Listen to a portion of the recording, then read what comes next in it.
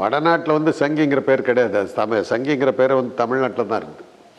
அதை சங் பரிவாரை வந்து சுருக்கமாக வந்து சங்கின்னு மாற்றிட்டாங்க. வடநாட்டிலே அது இருக்குது. அது ஆனால் அந்த பொண்ணு சொன்னதுலேருந்து என்னன்னாக்கா அந்த சங்கிங்கிற வார்த்தை வந்து ஒரு கேவலமான ஒரு வார்த்தையாக நினைக்குது. கேவலமானவர்களை தான் சங்கின்னு சொல்லுவாங்கன்னு நினைக்குது. அந்த வகையில் அது மனசில் இருக்கிறது அப்படியே சொல்லிகிட்டு இருக்குது. ஆனால் உடனடியாக அவங்க அப்பா ரஜினிகாந்த் இல்லை அது வந்து ஆன்மீகம், அது பொதுவானது, அது சங்கிங்கிறது வந்து நீங்கள் தப்பாக புரிஞ்சுக்கிட்டீங்கிற மாதிரி சால்ஜாப்பு சொல்லியிருக்கிறாரு. உண்மை அதுதான். சங்கினாவே ஒரு மட்டமான ஆசாமிங்கன்னு அர்த்தம், அவ்வளோதான், வேறு ஒன்றும் இல்லை.